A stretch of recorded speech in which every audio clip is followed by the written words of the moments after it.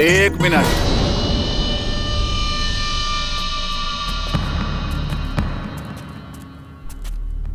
का हो रहल बा?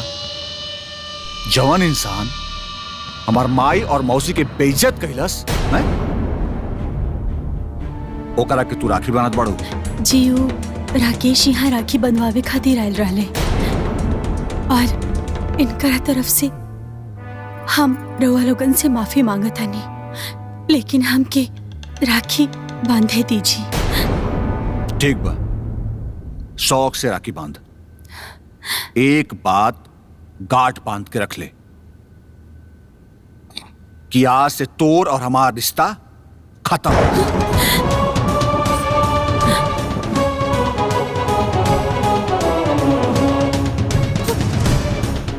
जीजा जी, ऐसा गलती मत करिए जीजा जी, हम रुआ के पाँव पर आता नहीं। ऐसा गलती मत करिए। अपन बहन से राखी बंधवावल हर एक भाई के अधिकार होला।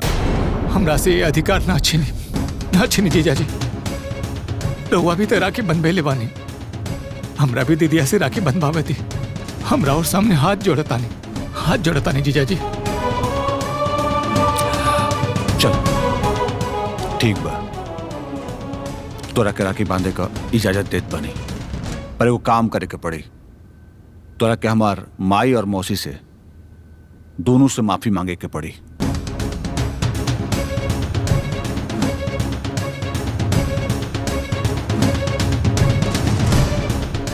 रुआ लोग हमरा के माफ कर दी, हमरा से गलती हो गई। माफी ऐसे ना मिली, उमे हमारे को शर्त बा। हमनी के चप्पल अपने सर पे रख के माफी मंगवा, तब माफी मिली। छोटको उतार चप्पल।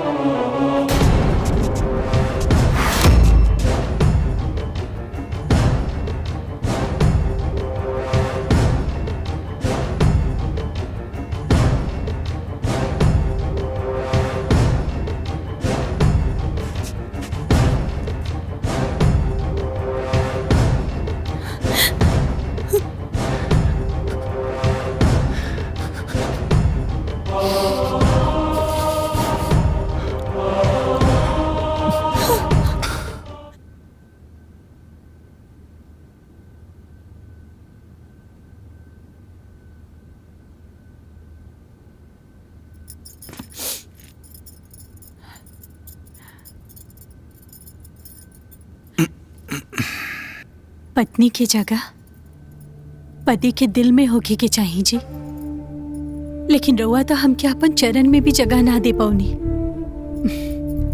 कितना अभागिन बानी हम।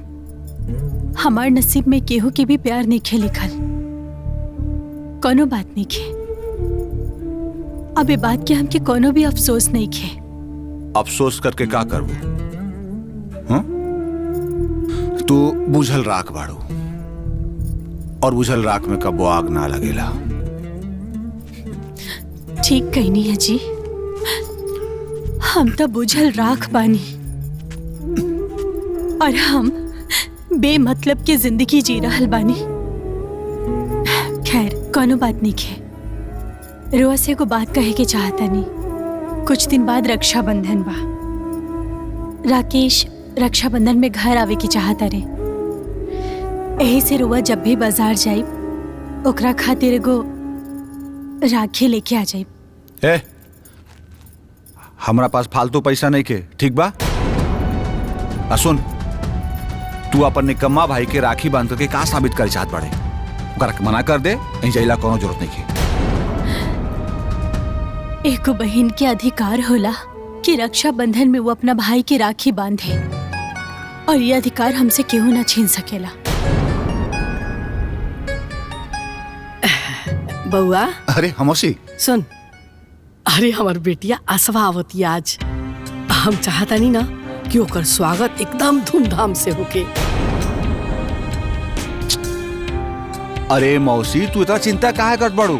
हम बानी ना, अपन बहन का स्वागत ऐसन करब कि पूरा मुहल्ला टोला देखत रह जाई। हमार बहन पहला बार घरे आवती है। हमरा तोरा पे बहुत भरोसा बा। तो ठीक बा, ते तैयारी में लग जा, हम हो जाता नहीं कुछ तैयारी कर ली। ठीक बा मौसी, ठीक बा।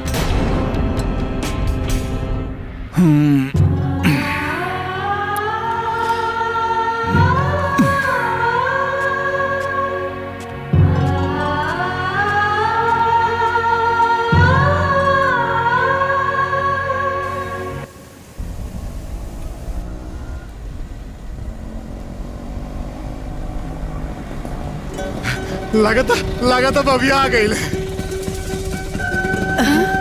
ऑटो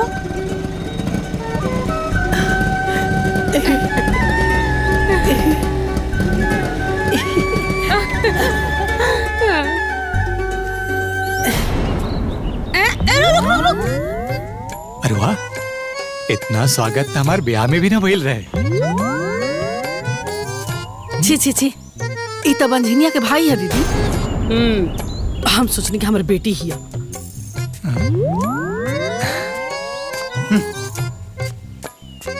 प्रणाम बाबू। हाँ बस ठीक बा दूर से। मौसी प्रणाम। माई जी प्रणाम।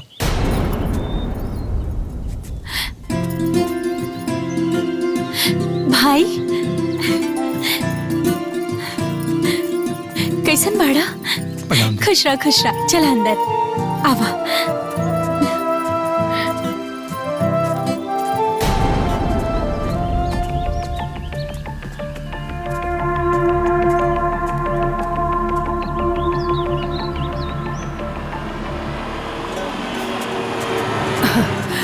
अरे आ गई।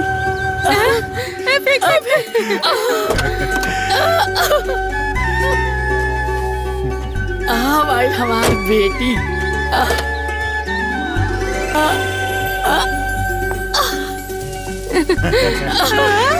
आगे हमारी बिटिया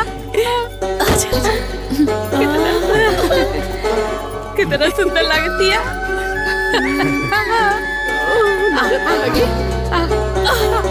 अरे इतना सब मौसा जी, माई, मौसी जी। मौसी, इतना शानदार स्वागत देख के हम तो हैराने हो गए नहीं। हाँ चल चला। आप बताओ सब ठीक बना?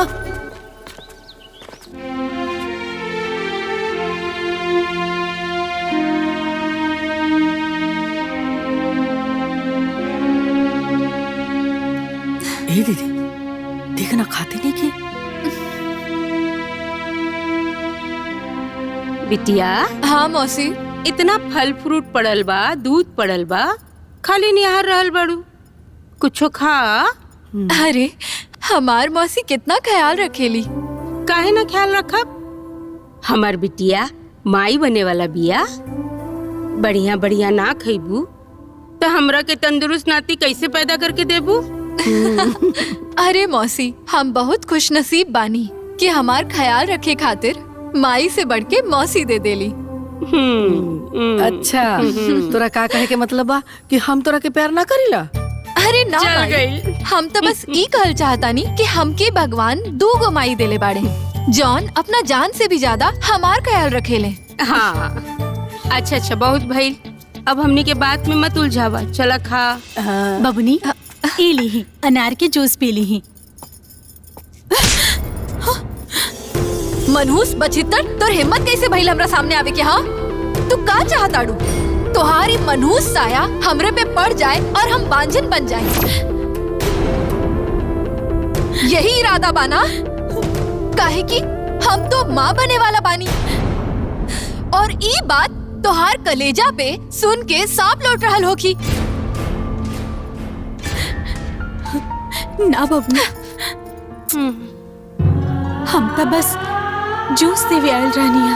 एक बात कान खोल के सुन ला, आज के बाद हमरे सामने दिखिया मत।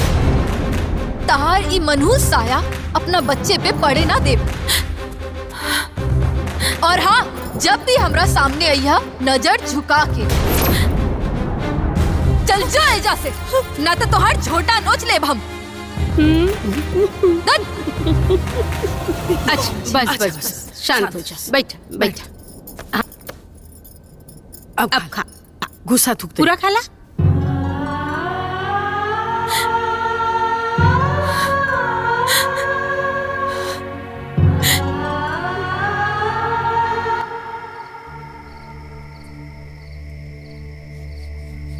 ला खा खैनी लजा मत। अरे खा ला। ना बाबूजी, हम खैनी ना खाइनी। वैसे हमरा कोनो नशा के आदत नहीं खे। वाह, ये तो बहुत बढ़िया बात बा। नशा के आदत नहीं खे। वैसे हमरो कोनो नशा के आदत नहीं खे। वो का है ना, ये खैनी जबले हमरा मुंह में ना जाला तबले हमार पेटवे साफ ना होला। ए, लजात काहे बड़ा? बैठा। ए, का खड़ा बड़ा? बैठा बैठा। राम प्रसाद के तो चिंते होगा। अरे हमरे पटीदार हवन। अभी अभी हाले में अपन दूदू को बेटा के ब्याह कैल ना। 20 लाख रुपया दहेज में मिलल है और 4 पहिया एक एक गो। हमरा के न्योता ना दिलन। वो हमरा के बेवकूफ समझेलन। लेकिन काहे बाबूजी? काहे कि हम अपना बेटा के ब्याह में ठगा गेल रहनी है, वही खातिर। लेकिन अब कोनो बात नहीं खे। अब तू बड़ा जिम्मेदार हो गई बाड़ा। पूछा कैसे? कैसे बाबूजी? वो कहा कि तहार तो बचपने में माई बाबू मर गए रहले। तू कैसहू करके गधा मजदूरी कर कर के तू ना बड़ा हो गईला। फिर अपन बहन के ब्याह कैला। ए, बहन के ब्याह का कैला? वो तो हम ही मेहरबानी करके ब्याह करा दे।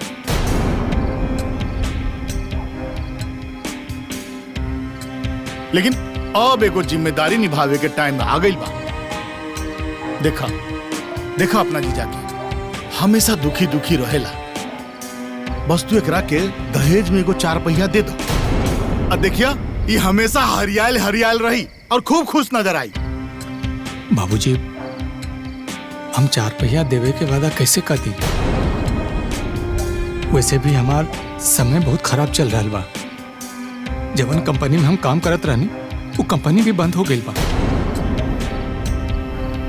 अभी तो 2 टाइम के खाना के भी आफत बा। ना ना, ठीक बा, कोनो बात नहीं थे। अभी तू अपन 2 टाइम के पेट पूजा की व्यवस्था कर। बाकी बाद में देखल जाई। ए विकास, ए तू अपना माई से कह के वो कुत्ता लोग के रोटी दे दा खाए खातिर।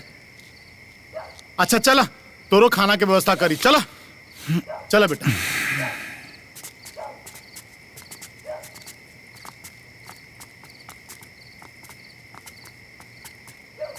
अरे देखा, वो हमार चुनौती वहां छूट गई। ले आओ तो वो चुनौती ले आओ तो। ठीक बा बाबूजी। जल्दी जल्दी जल्दी। अरे अरे बाबूजी, बाबूजी, अरे हम बाहर बानी बाबूजी। बाबूजी खोली बाबूजी। अरे खोली ना बाबूजी। चुनौती बाबूजी, चुनौती। अरे अरे जीजा जी खोली ना, हम बाहर रह गए नहीं जीजा जी।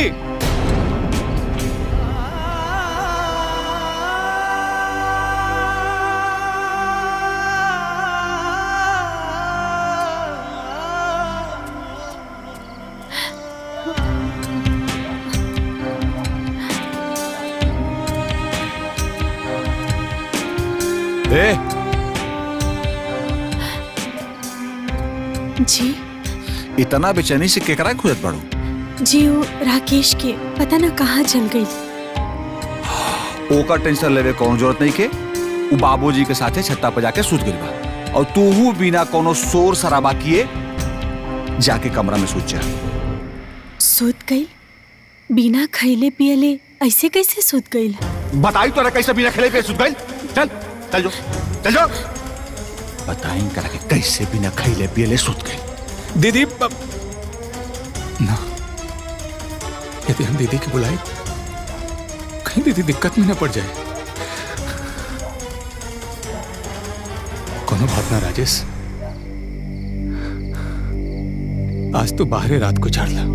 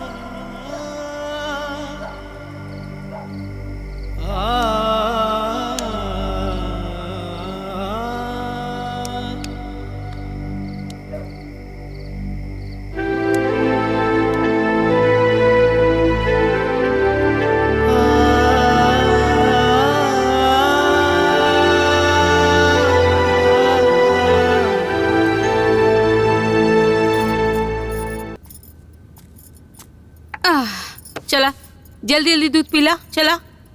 अरे मौसी, हमार कुछ खाए पिए के मन नहीं खे करत। काहे तबीयत खराब बका? ए अस्पताल लेके चली। रुको, हम डॉक्टर शोभा के बुला देते। अरे ना मौसी, इतना हाँ। भी बीमार नहीं की कि डॉक्टर के पास जाए के पड़ी। हाँ। बस पता नहीं काहे गोड़वा टेटाता, लागता कि दर्द के मारे तरुआ फट जाई। अरे तो बाझन के बोल के तेल गरम करवा के मालिश न करवाए के चाहिए।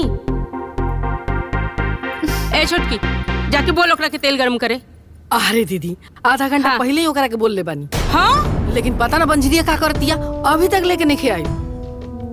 अरे मरमुही कहाँ बड़ी रे? आवत नहीं माई।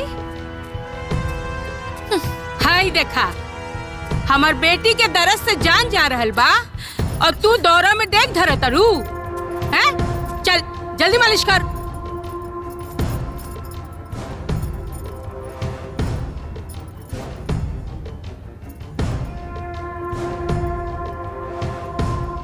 अरे बाप रे बाप, काबिल ये हमके मारे चाहता री माई। खोलते तेलवा हमर पैर में डाल देलस रे बाबा। बाप रे।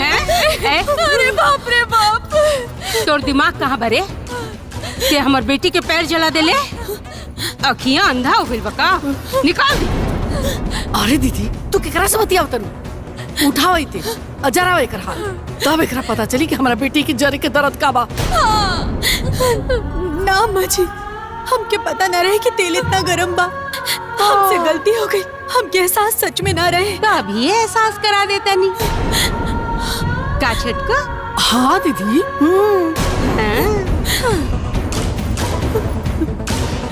चलो चलो, ना अम्मा जी, अब बुझाए हमारा बेटी।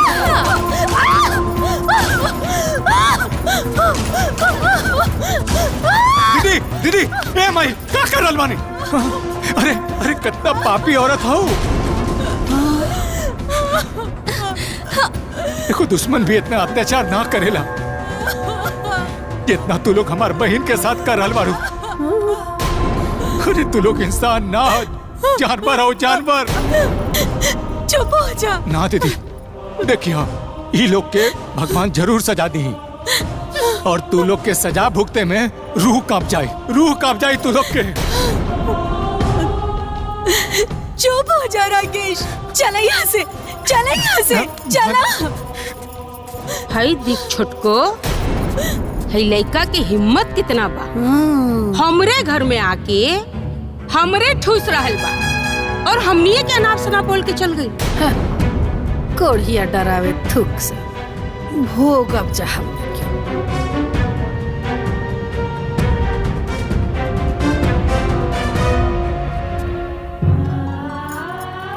भाई, माई लोगन से तो के ऐसे बात ना करे के चाहत रहे। वो लोग तोहरा से बड़ बा और बड़ लोगन के इज्जत करे के चाहिए। तुम्हारी हरकत हमके अच्छा ना लागल। अच्छा, हमार हरकत तो के अच्छा ना लागल, और वो लोग जो तोहरा ऊपर इतना अत्याचार कर रहा बा, ये देख के हमरा भी अच्छा ना लागल। हमार फुटल किस्मत पे तू काहे आंसू बहावता रहा? ये लोग हमके परेशान ना करत रहे। हमार नसीब में था भगवान दुख लिख के ही भेज ले बाड़े। अगर भगवान हमरा नसीब में सुख लिख ले होते तो आज हम बाझन ना रहती। हमार गोदी में भी भगवान को औलाद दे देता। दीदी, तू उदास मत हो। भगवान एक दिन तोहरा जीवन से सब दुख दूर कर दी। तोहरा जीवन में खुशी आई दीदी, तोहरा जीवन में भी खुशी आई। हाँ।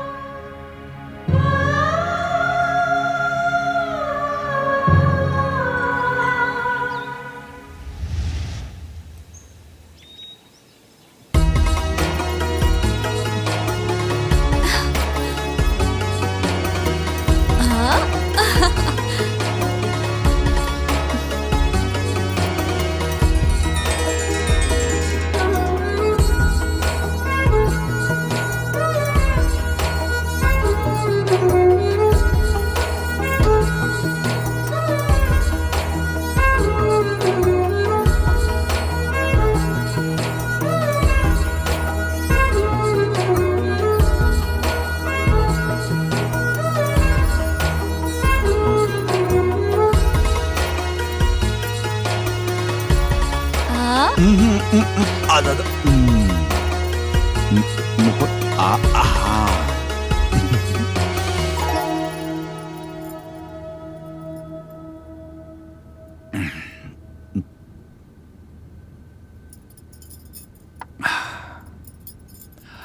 बस हो गई, राखी बंधा गई, खत्म। अरे ऐसे कैसे पूरा हो गई? हमार नेक कहा? अरे हाँ, हम तो भुलाए कर लिया। आग बंद कर।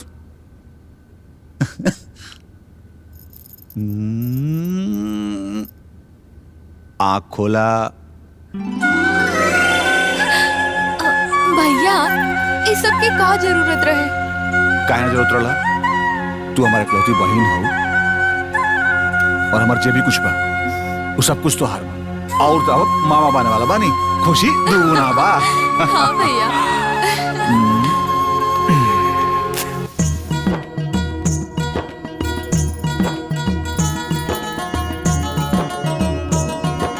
एक मिनट।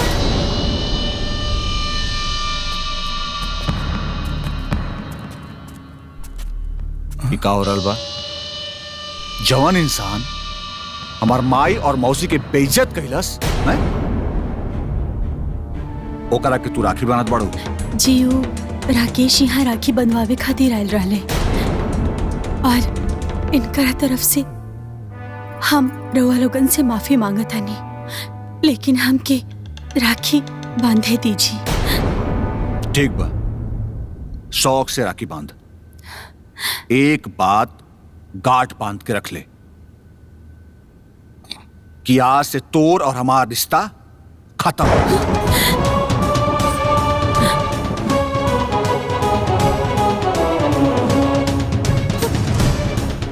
जीजा जी ऐसा गलती मत करे जीजा जी, हम रुआ के पाँव पर नहीं, ऐसा गलती मत करे। अपन बहन से राखी बंधवावल हर एक भाई के अधिकार होला, हमरा से ये अधिकार ना छीनी जीजा जी। रुआ भी तो राखी बंधवेले बानी, हमरा भी दीदिया से राखी बंधवावे थी। हमरा और सामने हाथ जोड़तानी जीजा जी। चल ठीक बा, तोरा के राखी बांधे का इजाजत देत बनी, पर वो काम करे के पड़ी। तोरा के हमार माई और मौसी से दोनों से माफी मांगे के पड़ी।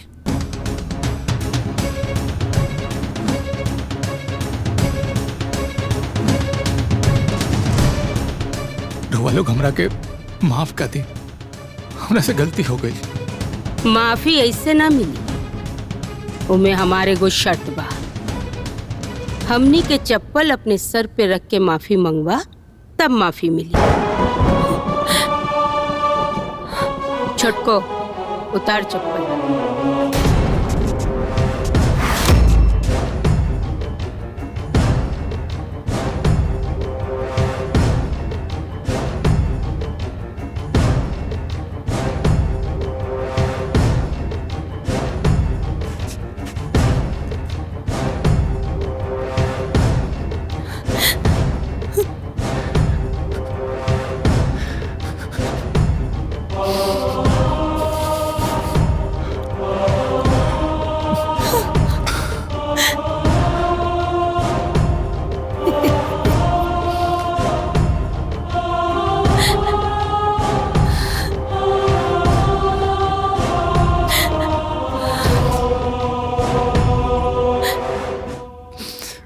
हमरा के माफ कर दे।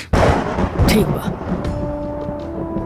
आज के बाद ऐसे ही अपना औकात में रहिए, वरना समझ गेला ना? चल चप्पल नीचे उतार।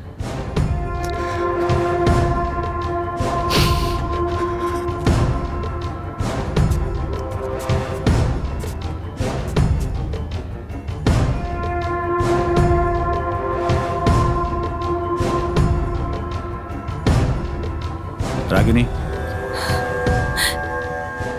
राखी बांध देकर रखे। चल छोटको।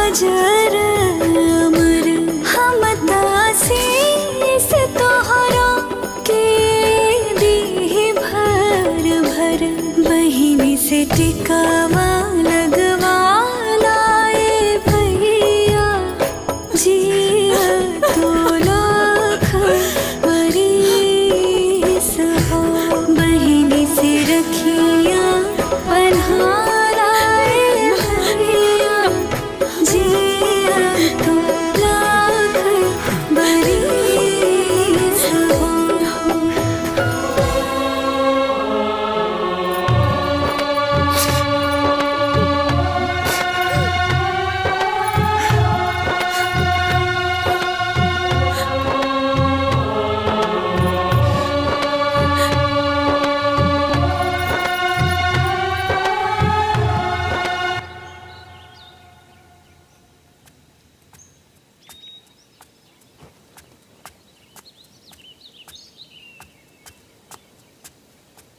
ई खाना लेके कहाँ जा रहल बाड़ू? अरे पाहू देखत नहीं खी कुकुर के डब्बा में कुकुरे के ना खाना लेके जाई भूखाइल बाऊ। कुत्ता के? हाँ हई इतना देर से भूखल बैठल बा, एकरा के काहे ना देलू खाना? अरे कुकुर के बर्तन में इनका के खाना। अरे त का फर्क पड़ेला, ई ज्यादा भूखा बा, दे दे एकरा के खाना। ठीक कहा तनी रुआ, वैसे भी ई कुकुर से कम थोड़े बने। ए बबुआ ला खा ला।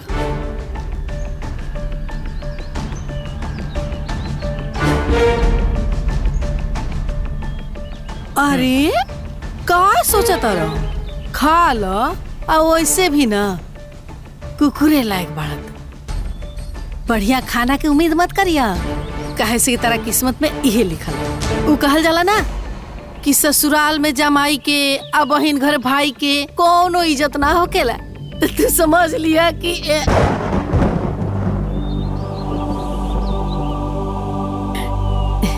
खा ला खा ला खा ला। हाँ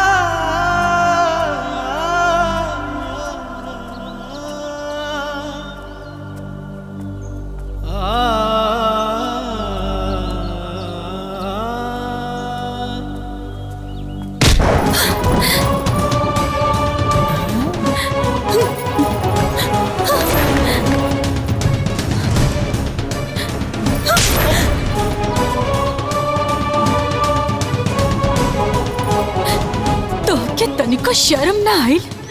हाँ, बहन के घर में मुफ्त के दाना खाए में।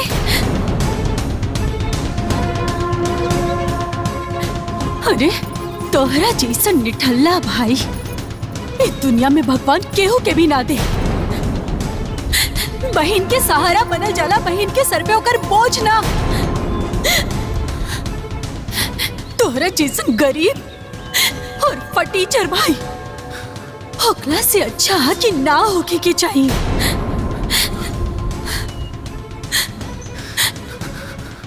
अब हमारे मुंह का ताकत रहा। हाँ, इतना सुनला के बाद भी तो के तनिको शर्म नहीं के आवत। मुफ्त के रोटी तोड़े में इतना मजा आवता कि अभी तक घर जाए के नाम निकल तो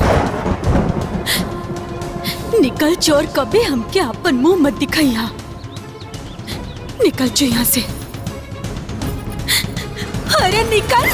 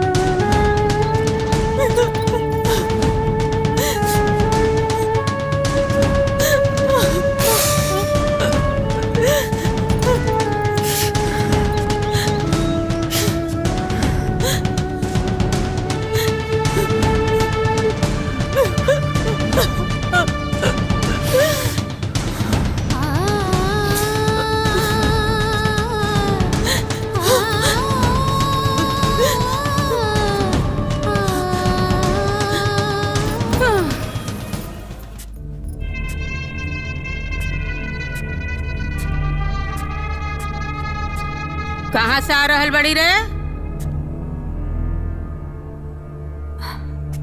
उमाई, आज पूष के एकादशी रहे ना, यही से संतान प्राप्ति खातिर मंदिर गल रहनी हा। प्रसाद।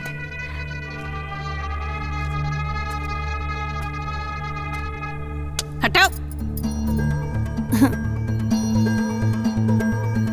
12 साल हो गई तोर शादी के, आज ले एगो लइका ना पैदा कर सकले। अब मंदिर गईला से तोर गोद भरा जाई? हाँ? ते बाझिन हो, और बाझिन कभी माई ना बनेगी। ऐसा मत बोली। भगवान हमके कबो ना कबो संतान जरूर दी है माई। हाँ अच्छा, भगवान इनका के संतान दी है। हाँ। अरे ते बांझिन बाड़े, ते माई ना बनबे। ते खाली बाझन ना हो, बाझन के साथे साथे कुलच्छणी भी बड़े। और जौना दिन से शादी करके घर में आइल बड़े, सबके सुख चैन खा ले बड़े। तोहरा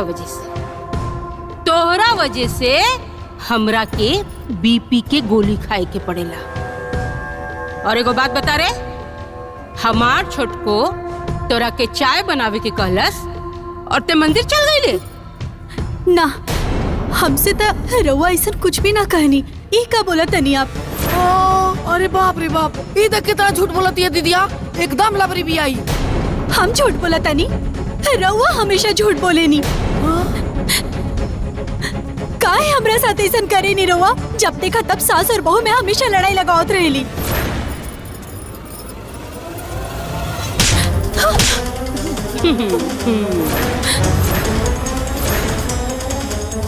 शाबाश बेटा। अरे रुक काहे गईले? मार 2-4 गो थप्पड़ और। तोरा कितना बार समझौनी कि मौसी के बारे में हम एगो लफ्ज गलत नहीं सुन सकत। इतना समझौला के बाद भी सुधरे का नाम नहीं किसले। हम का कहनी है जी? हमार कौन गलती बा बताई? अच्छा, अगर खोजे लगब ना तो एगो पूरा किताब लिखा जाई। और सबसे बड़ गलती कि आज तक हमरा के बाप बने के सुख ना देहलिस। माई और मौसी से मुंहजोरी करत हईस, कान खोल के सुन ले। आज का बात सुन ले ली या देख ले ली तो इतना जुत्ता मारा कि तोहर होश ठिकाने आ जाए। बुझा गई? तो औकात ई घर में एगो नौकर से भी कम बा। पांच खाएगी। चल छोटको। हाँ।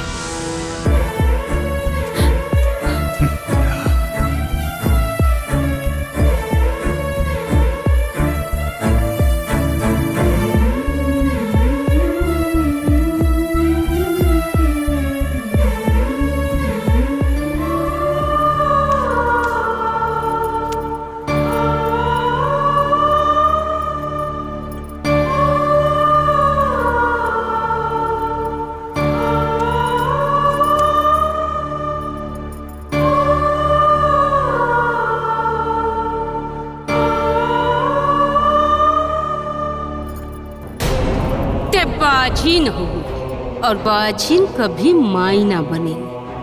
अरे ते बांझिन बाड़े, ते माई ना बनबे। और सबसे बड़ गलती कि आज तक हमरा के बाप बने के सुख ना देहलिस।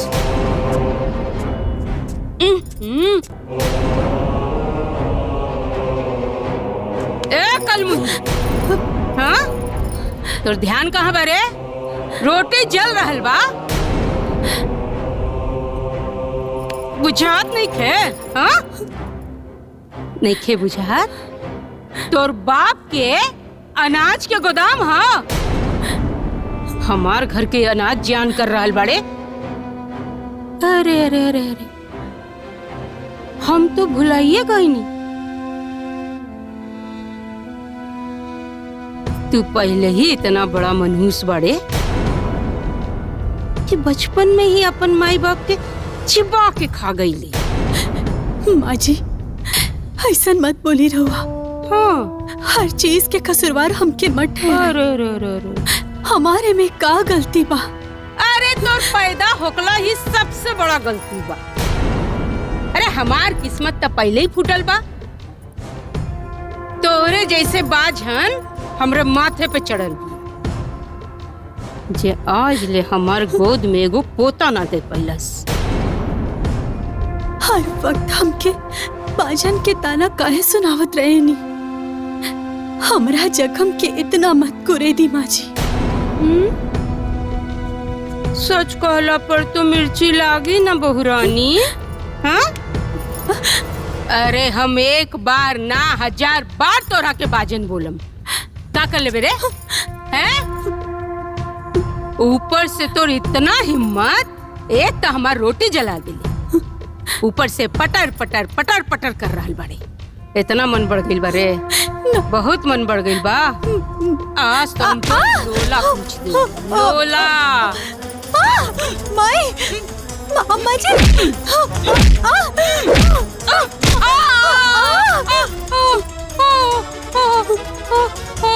हाथ कट गई, हाथ कट गई, हमारा हाथ काट गेली तू। तू हमारा हाथ काट देली छोटको। छोड़ छोड़ छोड़, हाथ मत लगा हमरा के। अम्मा जी,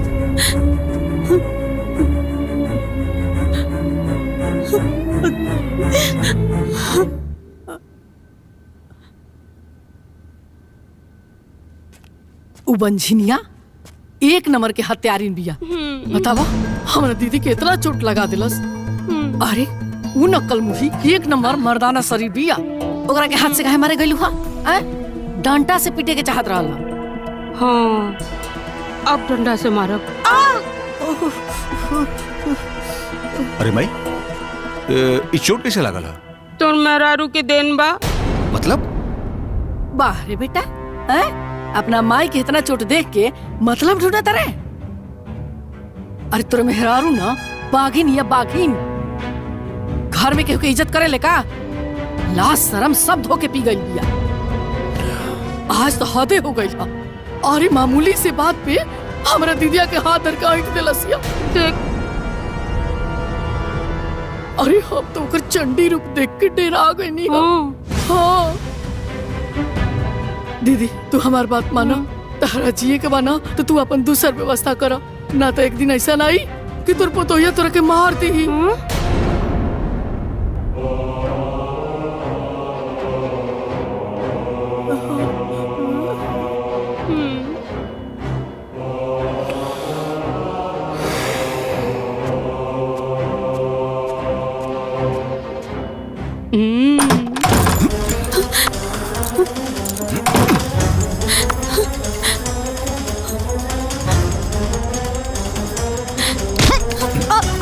उठ। तो हिम्मत कैसे भइल रे हमार माई से झगड़ा करे के? ना, हमार माई के जख्म देवे के? तो हिम्मत कैसे भइल? हिम्मत कैसे भइल? बोल बोल ना, हमरा के छोड़ दी। बोल। छोड़ दी हमरा के। हिम्मत कैसे भइल? ना, हम कुछ ना कहीं नहीं। हमार माई के मरबे? हमरा के मत मारी। तुम्हार माई से बदतमीजी बोल। माई से बदतमीजी तुम्हार माई के मरबे? माई के मरबे? बोल बोल बोल।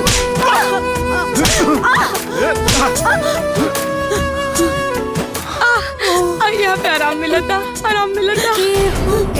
दर्द न बोझे बाझनिया के हो, दर्द न बोझे बाझनिया के हो, मारे के हो गरियावे, कदम कदम पे सभी लुलुआवे, विधना के अजबे खेल के हो के माया मोहनावे, जाने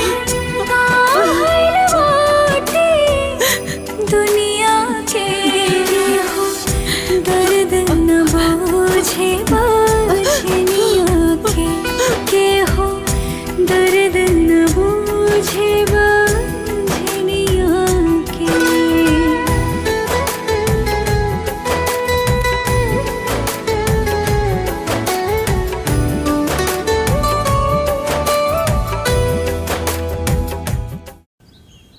ए छोटको, अब ना तोरा के कंगन बना के देम।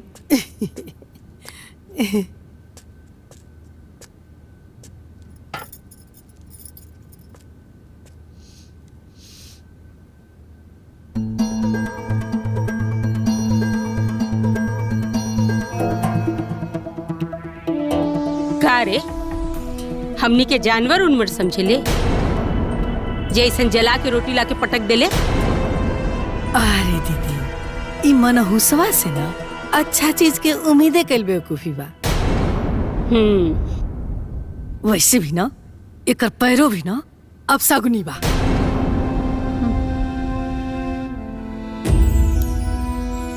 हाय देखा, ऐसन रोटी बनौली बिया, बुझाता पापड़। एगो काम कर, रोक। हई रोटिया जुन बना। माजी, खो ना जल रोटी, खो ना। ठीक कर तो और ठुसक रख, तब बुझाइए तरह कि खाना कैसे बनेला। पता ना कौना मुहूर्त में एकरा के ब्याह के लिए आयल रहनी हम। उठा थाली, निकल।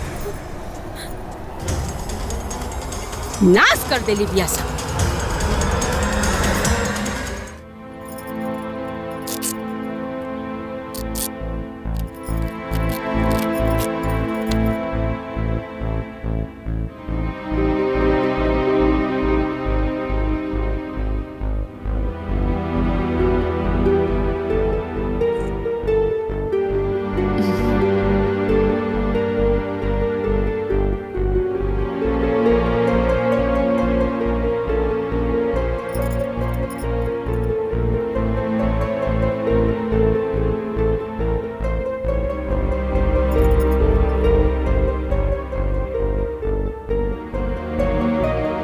मुंह खोला।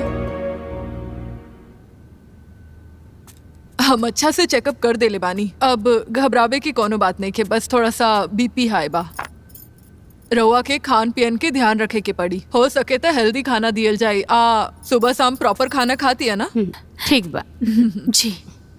कैसन बाड़ू? हाँ ठीक बानी। ले ला।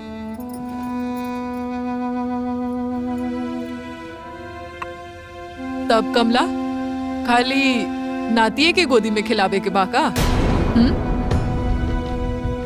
तका करी, ई बाझन तो हमरा गोद में पोता ना दे सकेले, त नाती के खिला के ही श्रद्धा पूरा करे के पड़ी। अरे इतना जल्दी हार काहे माना ताड़ू? हाँ, अरे इनकर बियाह कइला 10 साल हुए, लेकिन अभी तक कोनो बाल बच्चा ना भइल। और हुआ कहता नहीं कि इतना जल्दी हार काहे माना तारू? हमार ई मतलब रहला कि एक बार रागिनी के संगे संगे अगर विकास के भी चेकअप हो जात रहे तो मतलब प्रॉब्लम पता चल जाए का बा, तब फिर ओकरा बाद समाधान मिल जाए। हाँ, जौन काम करे जाइल बड़ी ना, उहे काम कर। तोर फालतू के राय के हमरा के कोनो जरूरत नहीं के। जौन कहली है हो सके तो एक बार करवा ली। बस कहानी ना, जौन करे आइल बड़ी उहे कर।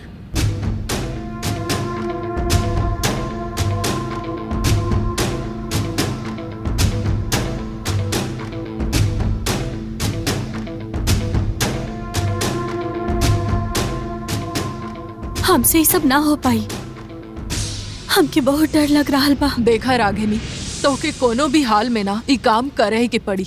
तोहरा पास दूसर कोनो रास्ता नहीं खे, काहे कि अगर ई काम तू ना करबू ना तो ई समझ ल कि तू जिंदगी और मौत के बीच में ना फंस के रह जाइबू। So please you have to do दिस।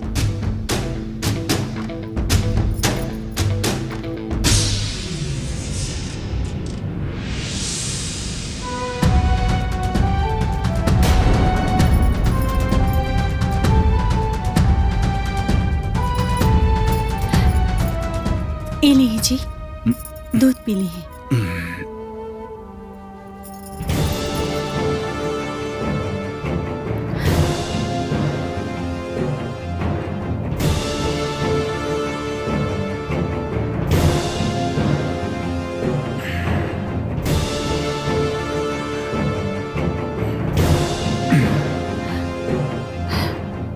ए जी तनिक सीधा लेट जाई ना, हम पैर दबा देता नहीं।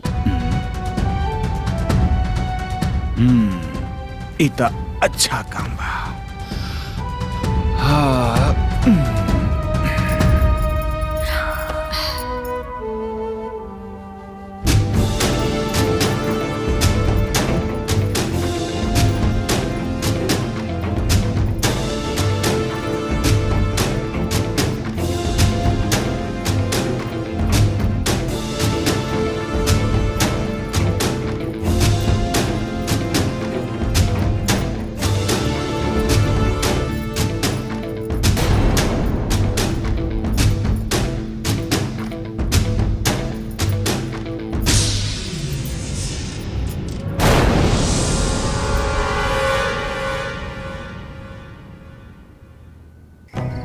ए मौसी, जब बंजर जमीन में अनाज ना उगे त लोग ओकरा से पीछा छुड़ा लेवेले, त तू ही बांझिन के बोझ काहे ढोरल बाड़ू?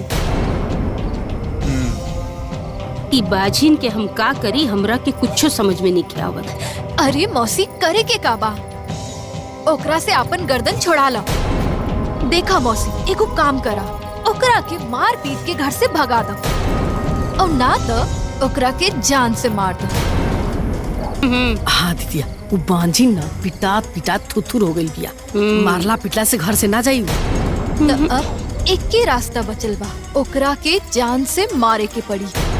और जब वो मर जाई तब विकास भैया के दूसर लड़की देख के ब्याह करा दिया। ओकरा बाद तू अपना गोद में पोता खिलावे लगबू।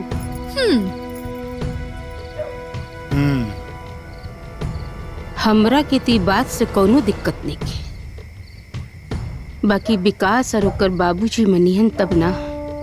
हमरा के कोनो एतराज नहीं खे। आशा बिल्कुल ठीक कह रहल बिया। हमरा अपना वंश के आगे बढ़ावे के खातिर इस सूखल पेड़ के काट के अपना घर से बाहर फेंकही के पड़ी। हाँ माई, अभी घर में ओकर कौनो जरूरत नहीं खे। खत्म कर देवल जाओ ओकरा के। तब तो आज रात ही ओकर काम तमाम कर दियल जाओ।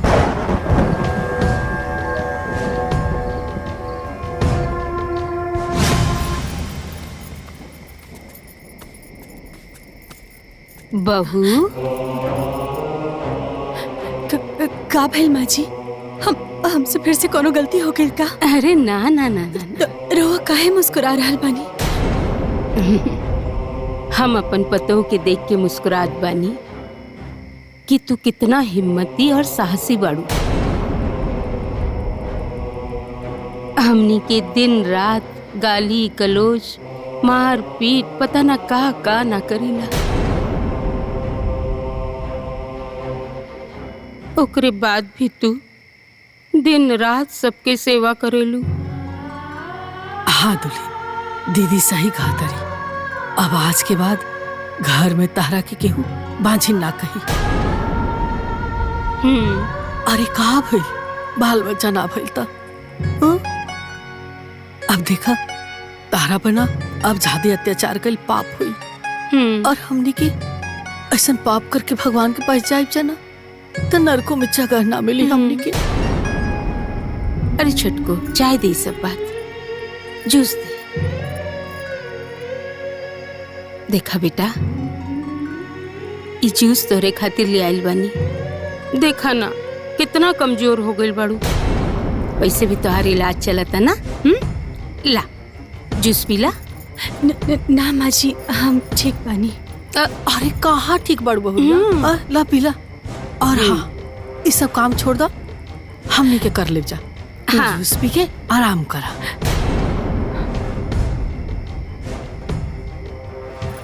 अरे बहू, का सोचत तारू? देख बेटा, देखा हमके हमार गलती के बहुत एहसास भइल। अब हम तोरा के पतो ना आपन बेटी जैसन राखब। चला इला जूस पीला। जी। पीला।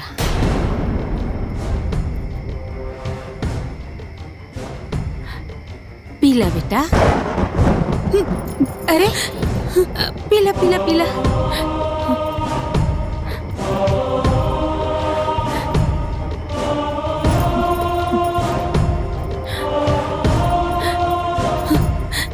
का भइल?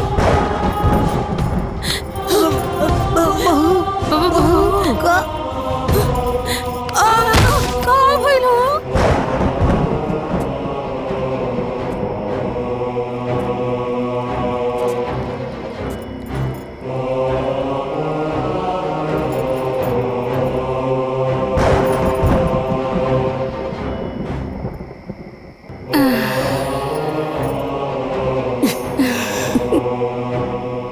जहर अपन काम कर देलस।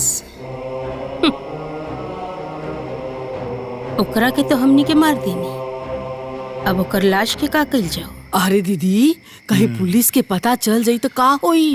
कहीं हमने के जेल में चक्के पीसत बुढ़ापा ना गुजारे के पड़ जाए। अरे माई चुप रह, ऐसन वैसन कुछ ना हुई। अभी लाश के ठिकाना कैसे लगावल जाए?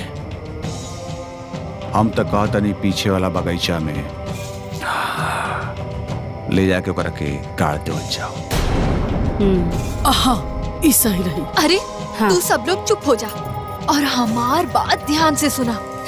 आज रात गांव में जागरण होके वाला बा और रउआ लोग सब चल जाइहा, ठीक है? एकदम सुबह आइहा। गांव पुलिस के शक ना हुई, बयान दी दियल जाई कि ओकरा के लइका बच्चा ना हो रहल बा, यही से जहर खा के मर गई। शाबाश बिटिया, का आइडिया दिले बड़ो। ऐसे सांप भी मर जाई और लाठी भी ना टूटी। अरे तो ते हमनी के जागरण में भेज के ओकरा लसवा के साथ गोटी खेलबे का? हाँ। चल अरे चल, ना तू भाई, अगर सब लोग चल जाई हैं तब पुलिस के लागी कि सब ओकरा के मार देले। और देखा, हम प्रेग्नेंट बानी, हमरा पे तो कोनो शक ना करी। और तू लोग जल्दी से जा। एकदम सही कह दिया। बाकी ये बिटिया, तू अपन ध्यान रखिए। हाँ है, चलो लोग चलो। हाँ हाँ जा जा। हाँ हम ठीक रहो। ते ध्यान रखिए।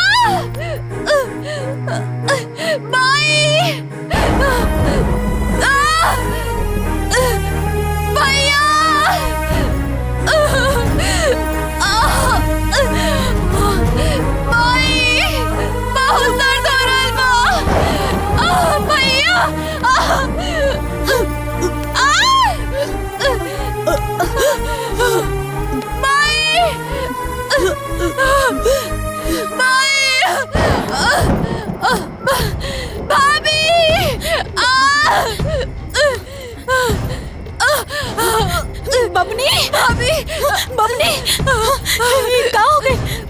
दर्द हो रहा है भाभी। हिम्मत रखी, कुछ नहीं हुआ के हमारी ना। सांस लो।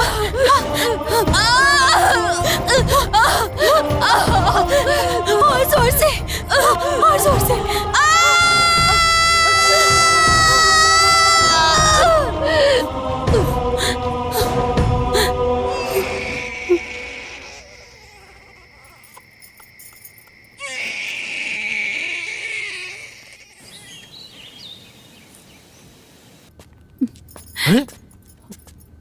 ये बच्चा कैसे? अरे अम्मा जी देखिए ना, आशा कितना सुंदर बच्चा की जन्म देली।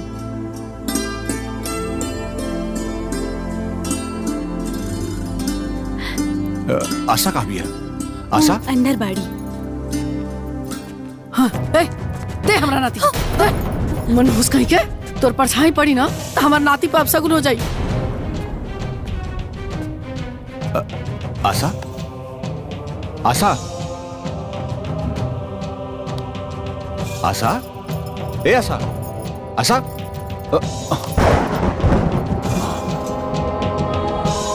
माई माई। हाँ आशा कितने आवाज डाली है? हाँ। उठते नहीं खे। पता ना कहाँ हो गए। ए का कइले बड़े हमरे बिटिया के साथे रे? ना छोड़ब ना हम तोरा के। ना ना रो गलत समझा तनी, हम कुछ ना कहीं।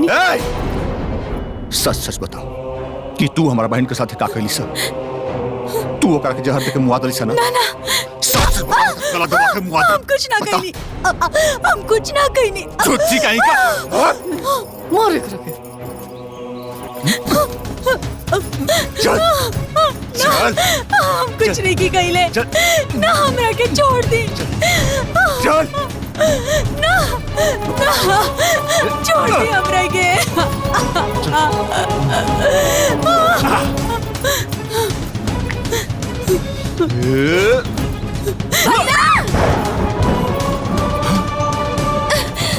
बिटिया आशा ए जी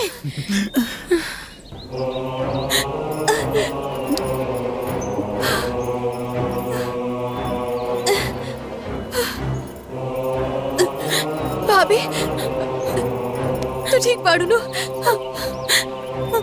रोवा लोग पागल हो गए बाड़े का। भाभी के काहे मार रहल बाड़ा? आज अगर हम जिंदा बानी ना तो भाभी के वजह से। अगर ही हमके ना संभालती ना तो खाली हम ना यही साथे बच्चा भी मर गए रहा। भाभी हमरा के माफ कर दो। हमरा से बहुत बड़ गलती हो गई। आप माफी मत मांगी। जौन औरत के चरण धो के पिए के चाहे ओकरा साथे इतना अत्याचार कईनी और हम भुला गए रहनी कि हम केहू के घर के पता है। का कहता रहते? हाँ माई हम सच कहतानी। भाभी जैसन पतो तोहनी के दिया बार के भी खुशबू ना कबो ना मिली।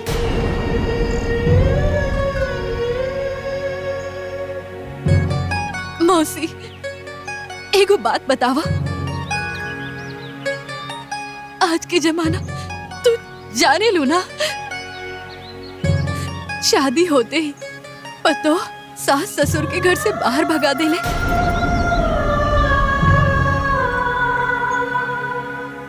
लेकिन भाभी तोहर मार बात सब बर्दाश्त कई के एक घर में रहेली।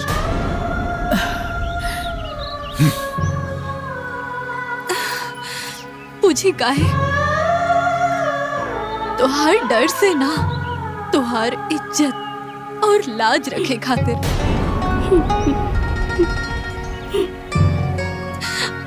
और ई दुनिया भगवान बनौले।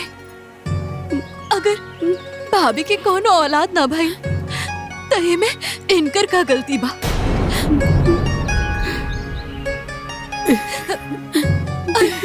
का हो गई अगर ही माई ना बनी है तो बताई। के कहलस की रागिनी कबो मां ना बन सकेली?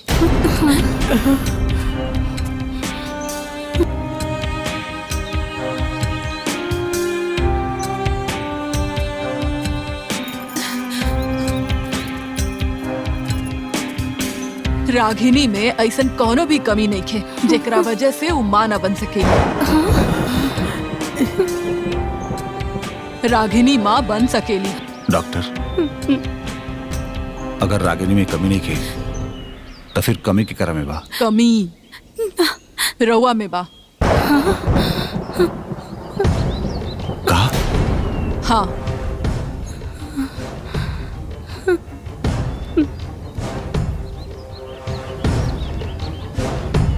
दरअसल ई बात रागिनी के बहुत पहले से पता रहे। बाकी रागिनी हमके मना कैले रहे कि ई बात हम रउआ सबके ना बताई। काहे कि अगर हकीकत पता चलित ना तो राउर ई जे झूठा मर्दानगी बाना ओकरा के बहुत ठेस पहुंचत।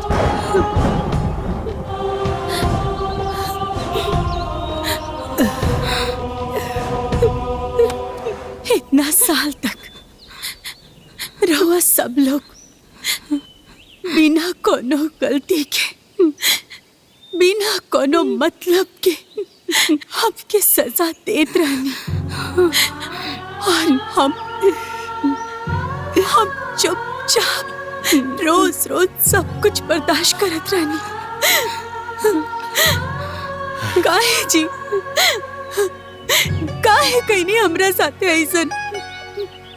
हाँ ठीक है, मारा हमरा के, मारा ना ना बाज का ना मारा हमरा के और का।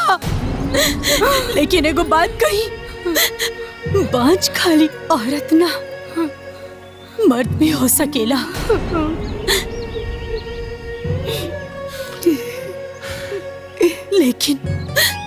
लेकिन का कही हम, दुनिया जहान समाज कुछ भी एगो औरत के सर के ऊपर लाच लगा दे, सब कुछ एगो औरत के सर पे ला के खड़ा कर देला। हमके सब कुछ पता रहे कि रउआ लोगन जूस में हमरा खातिर शहर में लौले बानी।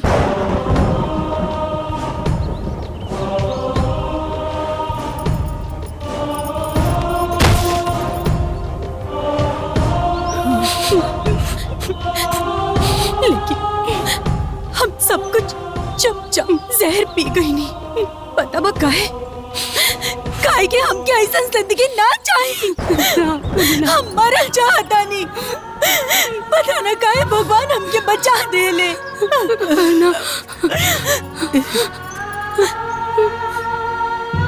हम तो तोरा साथे बहुत गलत कइले बानी, एकर तो माफी भी ना मिल सकेला। हम तोरा के बाचिन कह के ताना मारत रहनी है। बाकी बांस तो हमार सोच बा, हमार दिमाग बा। बांस तो पूरा समाज बाजे ऐसन सोच रखेला और हमनियों के भ्रमित करेला। बाकी हम अपन घर के लक्ष्मी के आज ले कुलक्षणी समझत रहली है। बाकी अब ऐसा ना हुई, अब हम ऐसा कुछ होके ना दे। आज से तू हमार बेटी बड़ बेटी।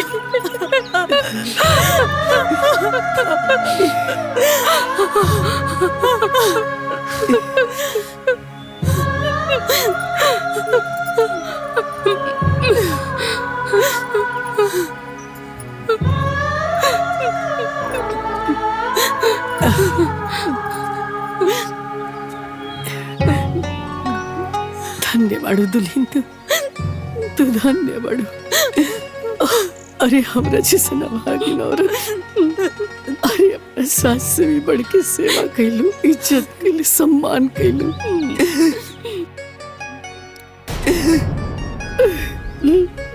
लेकिन हम मूर्ख औरत तारा से हमेशा गलत करत रहनी, तारा के नुकसान पहुंचात रहनी दुल्हन। अरे माफ कर दे, माफ कर दे।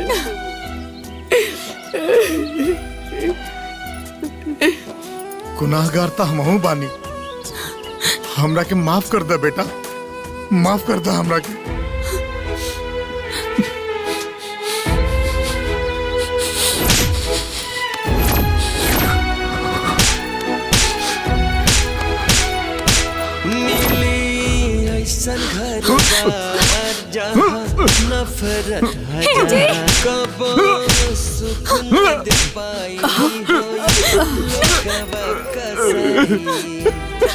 करिए ऐसे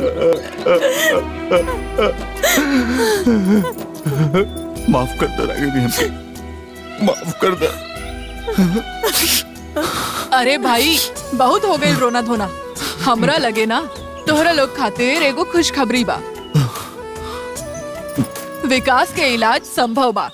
का बात करे तेरी शोभा? अरे कमला तू दादी बन सकेलू। हाँ अरे तो देर कौन बात के ई मुझोसा के इलाज शुरू कर। अब हमार घर खुशहाल हो जाए।